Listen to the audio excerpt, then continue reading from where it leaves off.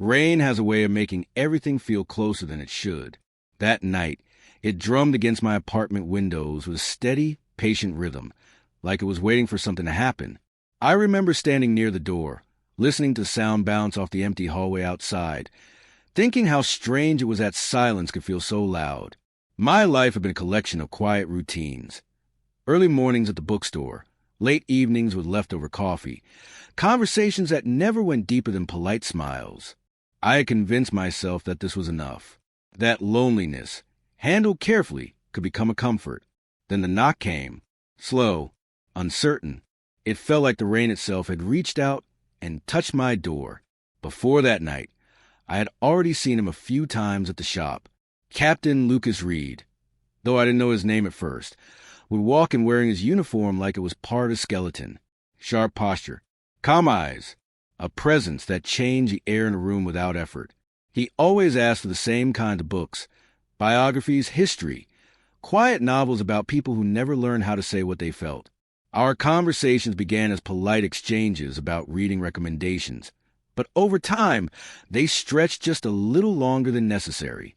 His smile stayed a beat too long. His eyes, steady and searching, made me feel like I had just been noticed for the first time in years. I noticed the wedding ring early on. I also noticed how carefully he kept it turned inward, like a private reminder. That night, when I opened the door and saw him standing there, rain soaking the shoulders of his uniform jacket, I felt my breath stall. His car had broken down a block away, he said. His phone battery was dead. The storm had grown too heavy to walk through. I could have pointed him toward a neighbor, but I didn't. I stepped aside and let him in. The apartment felt instantly smaller, warmer, more fragile. Water dripped from the edge of his sleeve onto my floor. Without a word, he slipped off his uniform jacket and hung it over the back of a chair to dry. It was such a simple movement, but I felt something shift when he did it. Without the jacket, he looked less like a symbol and more like a man. Just a man, standing in my living room, unsure of where to put his hands. We sat across from each other with coffee between us, steam curling upward like a question neither of us wanted to ask out loud.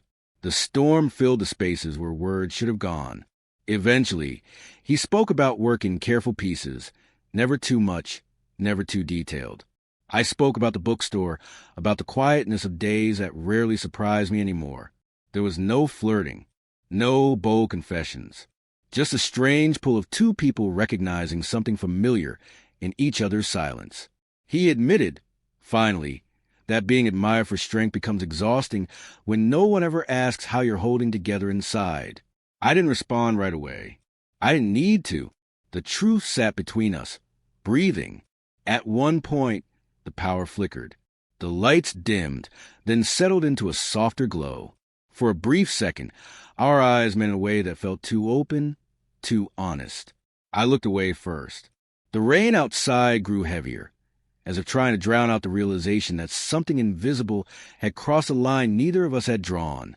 His wedding ring caught the light when he shifted his cup. That small glint was louder than thunder.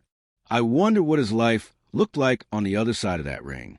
I wondered why he looked so alone even while belonging to someone else. He stood to leave before the storm could fade into morning. At the door he hesitated, his hand resting on the frame like he wanted to say something that couldn't be said responsibly. Instead, he thanked me for the coffee, for the shelter, for the ordinary kindness that felt dangerously personal. When the door closed behind him, the apartment seemed to exhale. I leaned against the wall and listened to his footsteps disappear down the stairs. The chair where his jacket had hung was empty now, but it felt like something had been left behind all the same. I didn't sleep that night. My thoughts kept replaying the quiet moments, the way his voice lowered when he spoke about feeling unseen, the way his eyes softened when I met them without flinching. There was no crime in listening, no wrongdoing in offering warmth on a stormy night. And yet, guilt had already begun to form around something that hadn't even fully existed. By morning, the rain had washed the streets clean, but it hadn't washed away the feeling that my life had quietly bent in a new direction. The uniform had been removed for simplest of reasons, yet I knew I would never look at love as something distant or uncomplicated again. Days passed after the storm, and with each one, the quiet in my life felt heavier than before. I found myself listening for footsteps that no longer passed my door, looking up every time the bookstore bell rang, half expecting to see him standing there again. But Captain Lucas Reed didn't return, not at first. I told myself it was better that way, safer, yet the absence felt louder than his presence ever had. I kept replaying the moment he stood at my door, soaked by rain, uncertain, human. I told myself it meant nothing. The lies settled poorly. When I finally saw him again, it wasn't at the bookstore. It was at a small memorial event in the town square for returning veterans. I hadn't planned on going. I simply wandered into crowd after work, drawn by soft music and candlelight.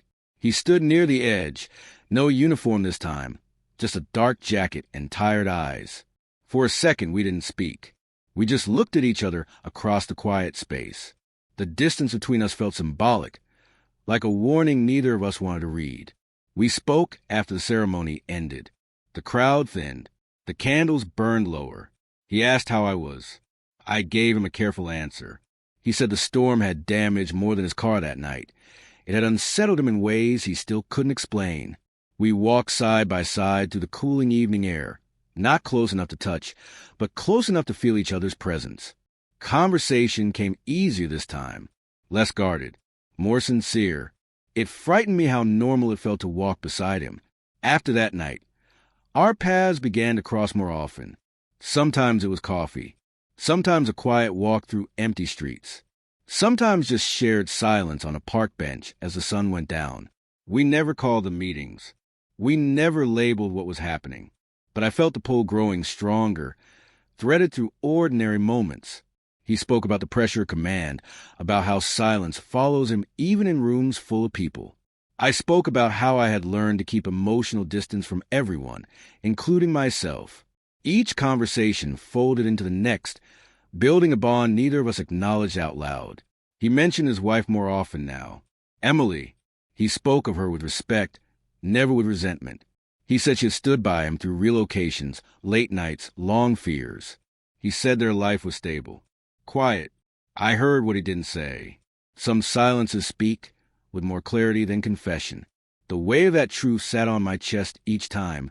He said her name. I began to understand that the thing growing between us had no safe future. And yet, I didn't walk away. One evening, as cold air rolled in early, we stood under a streetlight after parting from a cafe. The light painted his face in soft gold and shadow. He looked tired, worn.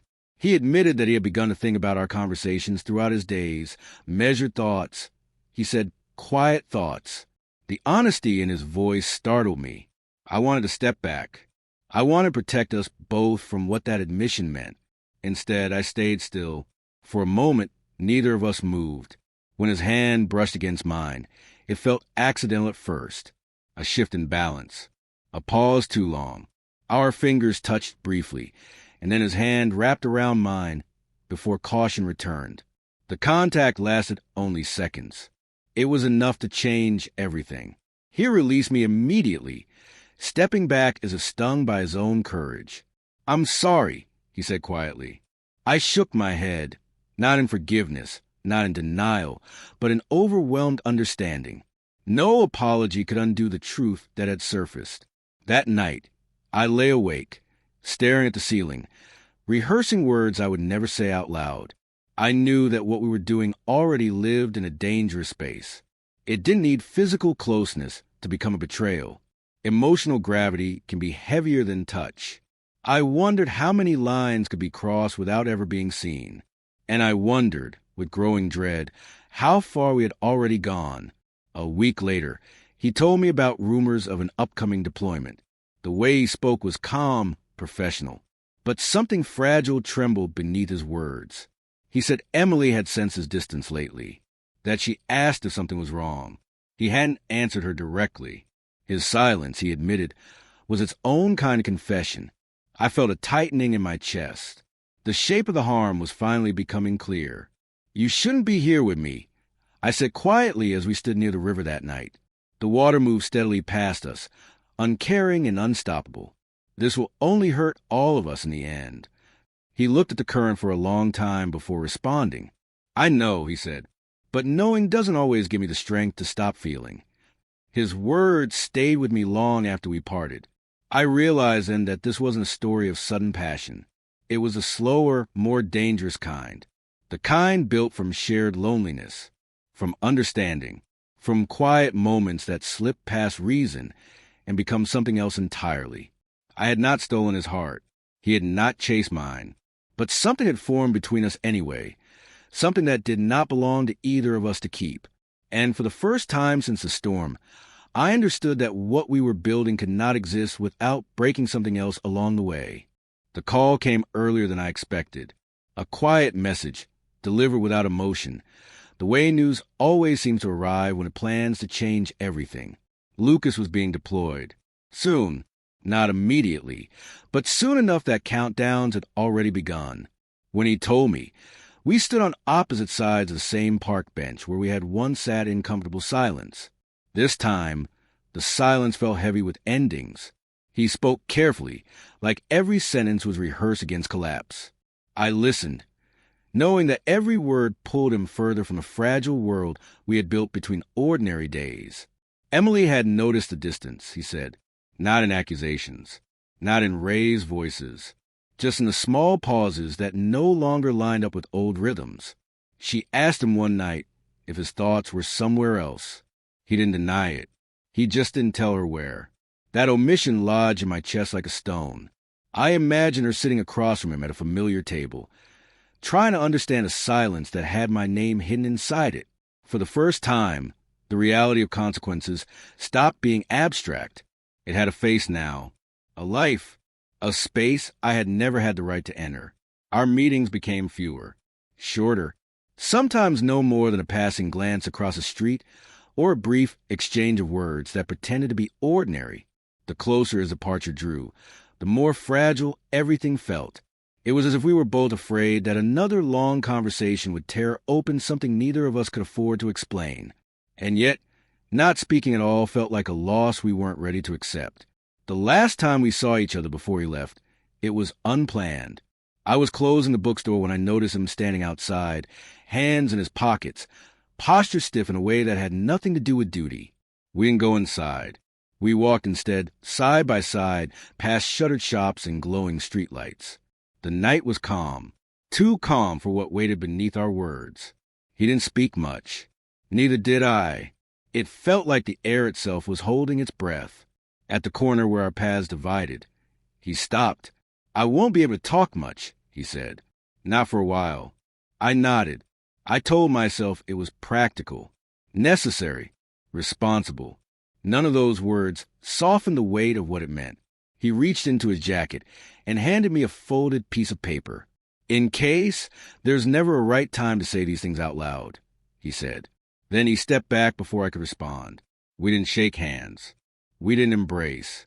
We just stood there, two people who had learned too much about each other at the wrong time. Then he turned and walked away. I read the note alone in my apartment, sitting in the same chair where his jacket had once hung on a rainy night. His writing was careful, controlled. He thanked me for listening when he didn't know how to speak to anyone else. He said meeting me had reminded him of the version of himself that existed before roles and expectations took over.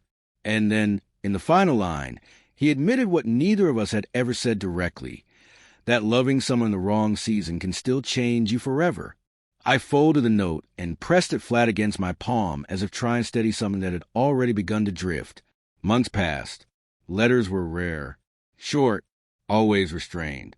I never replied with more than I knew he could safely carry. The distance did what distance always does. It dulls the edges of pain without erasing its shape. I learned new routines. I filled quiet evenings with habit instead of memory. Still, some nights, the sound of rain against my window brought everything back with sharp clarity. When he returned, it wasn't to me. It was to the life he had stepped away from and chosen to repair. Emily knew about the emotional distance now, not in detail, not in names, but in truth. He told her he had crossed a line without crossing a threshold. That honesty, as painful as it was, became the beginning of something different for them, something rebuilt, slowly, with effort and accountability. I respected that from a distance, even when it hurt. We met one final time by chance a year later, on a quiet street where neither of us had planned to be. There was no shock in seeing each other, just recognition without expectation. We spoke like two people who had already said what mattered in the spaces between words long ago. He told me he was learning how to be present in his life again. I told him I had learned how not to accept borrowed hearts. We didn't reach for each other. We didn't have to. The truth stood between us, calm and complete. When I walked away that day, there was no dramatic ending, no music, no sudden revelation, just a steady feeling of closure, settling where longing once lived. Love had come into my life quietly, wearing someone else's obligations, and left me with a deeper understanding of what it cost to feel seen. He had taken off his uniform that night in the rain for the simplest reason imaginable, yet in doing so, he altered the shape of my understanding forever. And even now, I carry that lesson gently, not as a wound, but as a reminder. Some loves change you not by staying, but by teaching you when to let go.